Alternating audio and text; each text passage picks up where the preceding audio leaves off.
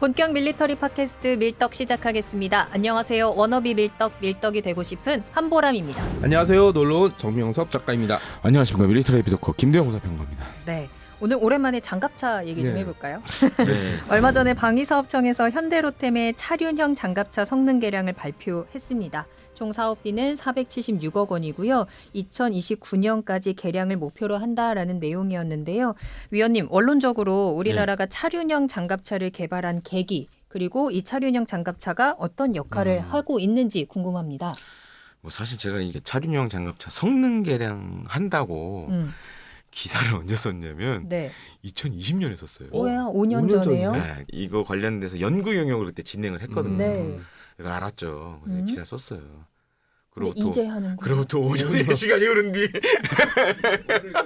오래 걸렸네. 우리 아들이 7살이 되고 내가 마흔 그때. 중반이 되고 네, 그때 그 기사는 왜 쓰신 거예요? 성능 개량. 그래서 이런 사업을 한다. 한다라고는 했는데. 네. 근데 이게 지금 이제 시작되는 거예요. 그러니까 군 사업이 이렇게 늦어. 그러니까 5년이면은 새로운 장갑차를 개발하고 대체할 그러게. 시간 되겠네. 네. 그러니까요. 그래서 이제 저도 이번에 방위사업청에서 보도자료 나온 걸 보면서 찾아봤어. 그랬더니 제가 5년 전에 썼더라고요. 그래서 시간이 벌써 이렇게 흘렀구나. 잊고 있었던.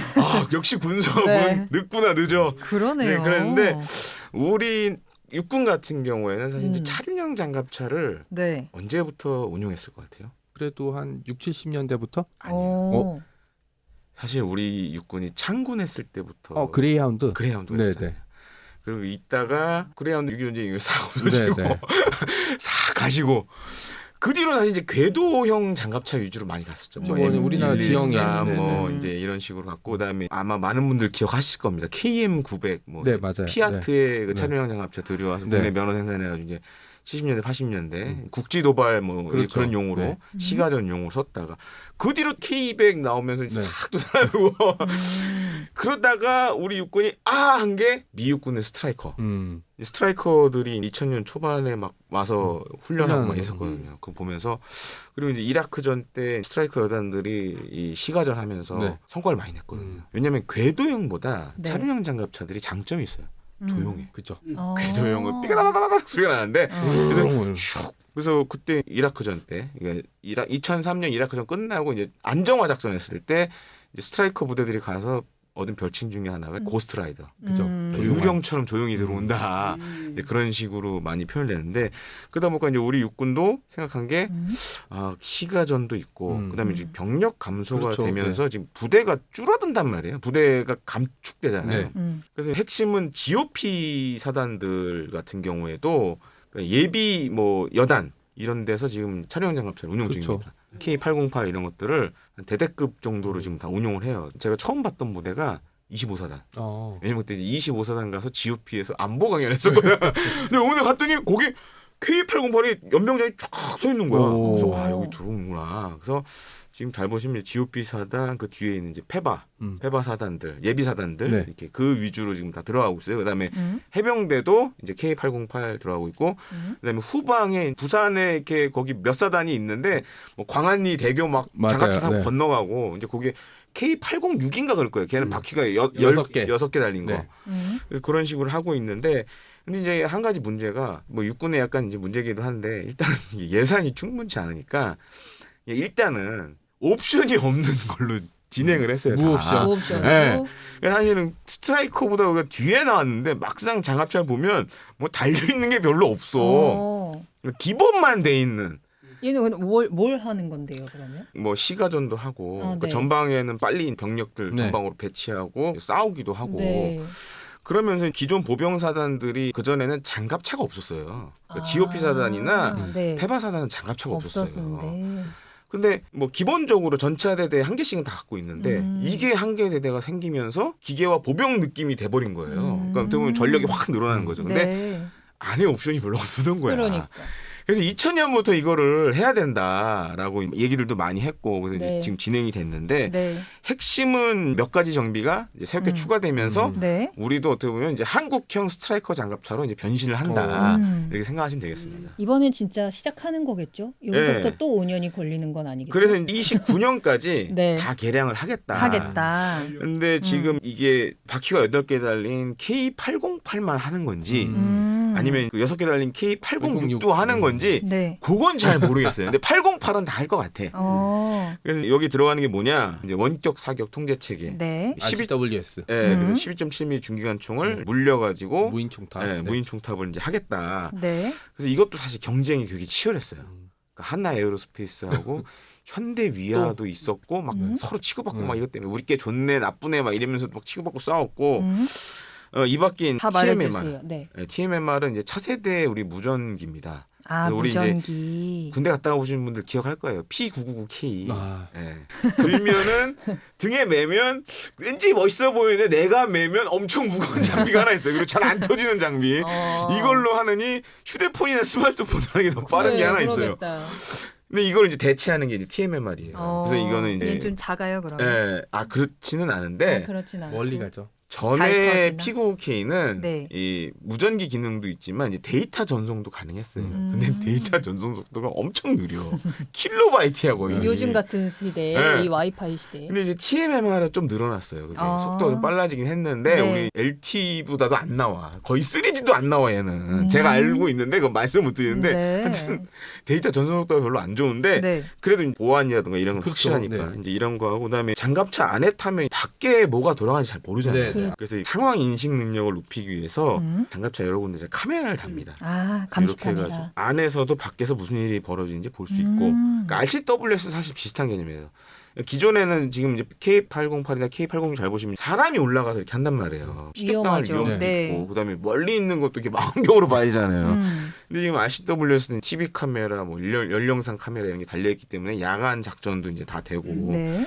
그다음에 B2CS는 이제 잘 모르실 거예요. 이게 전장 관리 체계인데 이 2003년 이라크전 때 미국군이 FBC 뭐 하여튼 뭐 미국군의 그 전장 관리 체계가 있습니다. 그거를 처음 전투에서 막 사용했어요. 근데 이 장점이 뭐냐면 이게 지도상에 디지털 지도상에 적이랑 아군이 어디 있는지를 다 볼 수가 있어요. 그러니까 우리도 만든 게 이게 바로 이제 B2CS라는 건데 대대급 작전할 때 그런 게 다 보여지는 거예요. 그리고 이걸 이용해서 뭐 태블릿처럼 돼 있어요, 사실상.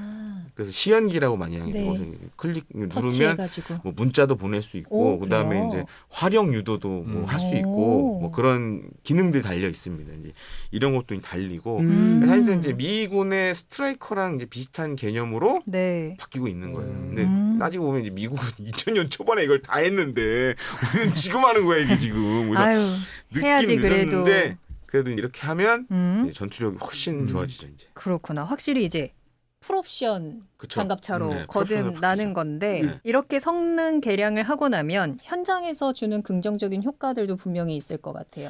그렇습니다. 일단은 K808 장갑차는 주로 무전기에 의지해서 전투를 수행했다면 그게 다 디지털화돼 버리니까 그러니까 디지털 중심의 장갑차로 바뀌는 거죠. 맞아. 이게 중요한 게 얼마 전에 인도와 파키스탄이 공중전에서 이번엔 인도가 이기겠지 했는데 파키스탄한테 밀린 이유는 제가 보기에는 전장 상황 통제할 때 인도는 여전히 무전기로 했는데 파키스탄은 이제 그걸 다 캐치해서 이제 위치도 먼저 파악하고 그러니까 한 단계 업그레이드된 게 있고 제가 말씀드렸듯이 포차 시절이거든요. 네. 탱크 뒤에 포차 타고 갔는데 매연이 너무 독해갖고 다들 뭐 마스크 꺼내 써야 되는 거 아니냐 뭐 이런 얘기도 한 적 있고 우리끼리 그랬어. 저기 앞에 가는 탱크에 포탄이 맞았는데 튕겨 나와. 네. 우리는 맞으면 그게 우리한테 맞으면 우리는 몰살이네.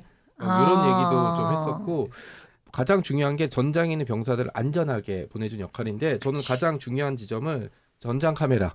이게 얼마 전에 영상이 공개됐는데 가자 지구에서 하마스 병사가 손에 폭탄을 들고 맞아요. 네, 그 이스라엘 장갑차에 올라가서 구멍에다 폭탄 던지고 터지면서 8명이가 전사했어요. 네, 그냥 이스라엘 병사는 전차 안에서 와, 대기하라라는 네. 명령을 장갑차 안에서 대기하라는 명령을 듣고 있었는데 주변 감시를 소홀하게 했던 거죠. 와. 그러니까 만약에 그때 병사 한 명이라도 위에 올라가서 주변을 보고 있었는데 그때 또 상부에서 내려온 지시가 야 공습이다. 장갑차 안에 있어. 들어가. 이랬던 거죠. 그때 만약에 이런 장비가 있어서 주변을 좀 캐치를 할 수 있었다면 대응을 할 수 있었던 그랬네요. 거고 그런 일이 우리한테 벌어지지 말란 법은 없으니까 네, 그런 측면에서 되게 중요하죠. 네. 맞아. 우리는 지금 거의 생 눈으로 보는 네, 그러네요. 수준이어가지고 약간 그거밖에 안 됐죠.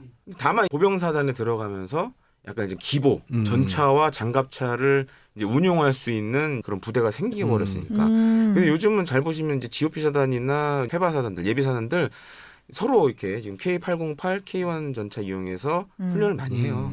그런 측면에서 굉장히 긍정적인데 그렇죠. 안타까운 건 그거였죠. 이제 스트라이커가 2000년 초반에 그때 막 그렇게 해서 나왔는데 네. 우리는 한참 뒤에 만들었는데 다 빼고 그냥 생으로만 있었으니까 그래서 육군이 물론 예산적인 문제라든가 이런 것 때문에 한계가 있었고 일단은 깔고 보자. 네. 그게 먼저 가다 보니까 음. 그런 문제가 있었는데 이제 이번에 성능 개량하면 네. 다행이네요. 좋아지게 네. 되죠. 예. 그동안 우리 장병들이 고생이 많았네요. 지금까지 그 생눈으로만 이 모든 것을 해결해 왔다는데. 근데 로템 가서 이걸 실제로 타봤거든요. 그래요? 생존성 측면은 이전 장갑차보다 좋아졌어요. 당시에 군의 작전 요구도가 뭐였냐면 지뢰 방어 능력 뭐 이런 게 다 들어가 있었거든요. 그래서 이제 C2도 좀 그런 식으로 바뀌어 있었고 주행 성능도 나쁘지 않아요. 근데 지금 이제 약간 문제가 되는 게 너무 이 플랫폼을 한정되게 만들고 엔진도 딱 한정되게 만들어 놔가지고 지금 요새 나오는 얘기로는 군 관계자들 얘기로는 차륜형 장갑차 이후에 이게 확장성을 갖기가 되게 애매해졌다. 왜냐면 엔진이 이제 못 받쳐주는 것도 이제 추후에 한 번 더 해야 될 거는 엔진을 어떻게 좀 성능 개량해서 좀 출력을 높인 걸 갈 거냐. 왜냐면 이제 방호력이나 이런 거는 나쁘지 않아요. 그러니까 12.7mm 뭐 이런 기관총 같은 걸 막을 수 있는 이런 그 세라믹 타일도 지금 붙여져 있고 K808은 그렇게 돼 있습니다. 806은 또 그걸 안 했어요 또.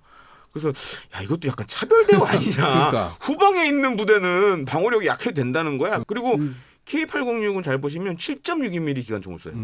반면에 이제 K808은 12.7mm 쓰고. 야 이것도 좀 이상하다. 화력이 너무 다른데. 네, 그래서 너무 이걸 갈라놔가지고 그래서 추후에는 이게 좀 밸런스를 좀 맞춰야 되지 않나. 그리고 엔진이나 이런 것들도 출력 강화를 좀 해야 될 필요가 있고.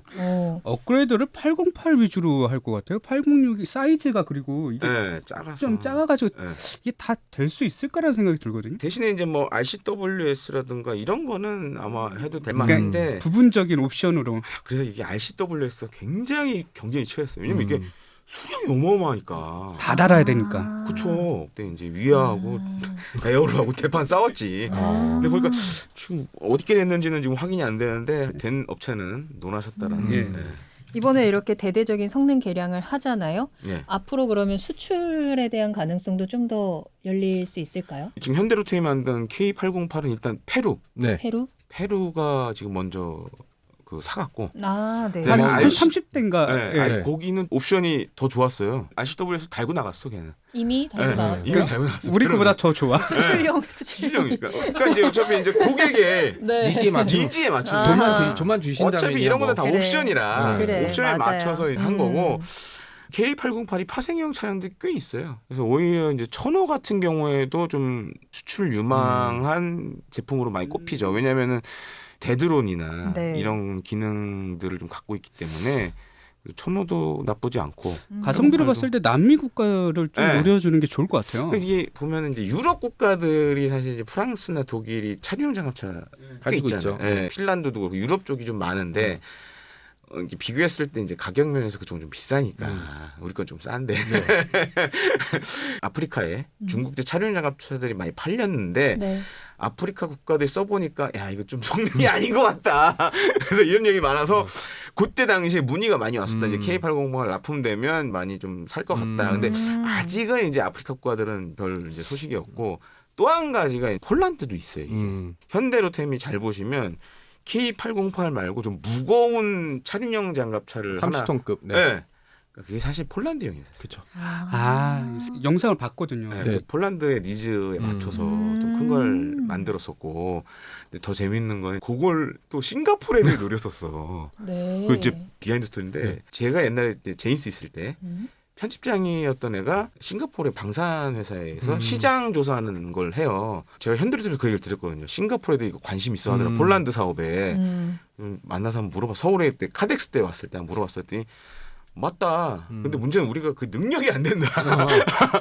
개발은 해줄 수 있는데 생산이 안 된다. 우리가 캐파가 안 된다. 그러더라고요. 그래서 지금 현대로템이 K808보다 큰 거 만든 건 사실 폴란드 시장 노리고 하는 거고 그것도 향후에는 어쩌면 우리 군도 관심이 있을 수 있어요. 왜냐하면 차량 장갑차를 운용을 해봤기 때문에. 그렇죠. 특히 병력 수 줄어들고 부대가 줄면 한 개 사단이 맡아야 할 이 범위가 섹터가, 확 늘어나요. 네. 그러면 차량 장갑차 그렇죠. 더 필요해요. 네, 네. 그 새로 만드는 폴란드 버전도 사실 들어가는 기술은 똑같으니까 이번에 개량하는 게 거의 비슷하게 들어가지 더 않을까. 좋죠. 더 훨씬 좋고. 좋죠. 예. 걔는 뭐 30mm 기관포도 막 달고 있던데 보니까. 예, 맞아요. 예. 예, 그러니까 완전히 다른. 그냥 근데 거의 네. 전차예요. 거의 저게 걔는 장갑차 이상이야. 예. 오.